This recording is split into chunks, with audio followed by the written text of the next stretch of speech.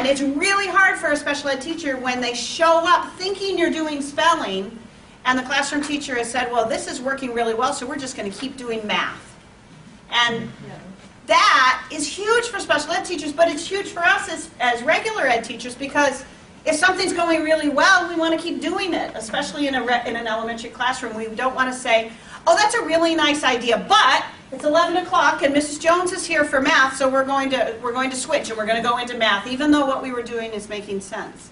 And so there has to be flexibility on both of our parts, where we figure out a way to appreciate what the special ed teacher is juggling and be a part of the solution. So there was something else that came up.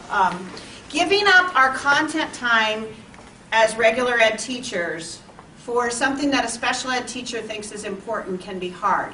But let me tell you something that's really important. If the special ed kid is wondering about it, probably there are regular ed kids wondering about it too.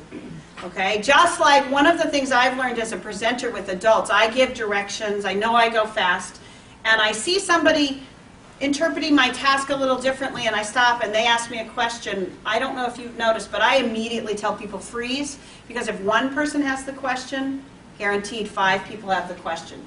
And our coded kids are often the kids who we see the question, but that same question exists for the other kids as well.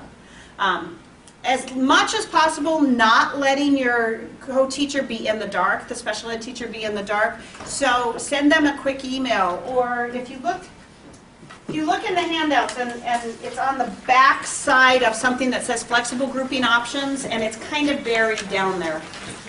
So if you flip and look for that for me. So flexible grouping option on the back side just tells us, but the back side of that is a quick form.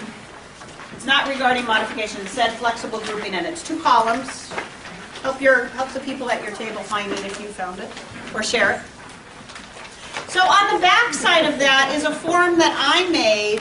Now this is not true co-teaching, this is more collaborating, and we're going to define those two in a little bit. But I shrink this form up, and it's on my computer, and I send it to Eileen, who's the special ed teacher that I work with, so that I say, regarding today, I'm grouping the kids in 7 groups. So here's a real simple strategy I'm going to give you.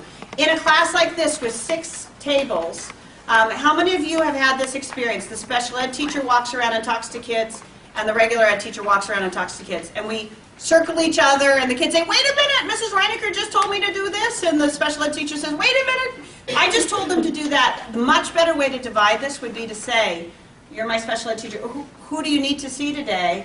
And Deb tells me that she needs to see kids in that group and that group. And I say, fine, I'll take these 4 groups. You monitor those 2. And then the next day, she wants to see kids in these 3 groups. And I say, you take that half of the room, I'll take this. And then I talk to her individually later and say, correct, special ed or regular ed teachers have a lot of concerns about things being taught wrong or incorrectly. And so I never do that in front of kids unless I have a really good working relationship with Deb. Do you go by Deb or Debbie? Deb. That Deb and I have a good working relationship, and I say, wait a minute, you're teaching it wrong again. And she says, well, why don't you teach me to teach it the right way, and we can have a fun back and forth relationship, and kids respect that. But if it's a new co-teaching relationship, I'm going to have the private conversation with her. And tomorrow I may just say, I need to meet with those groups and clarify something that maybe wasn't clear.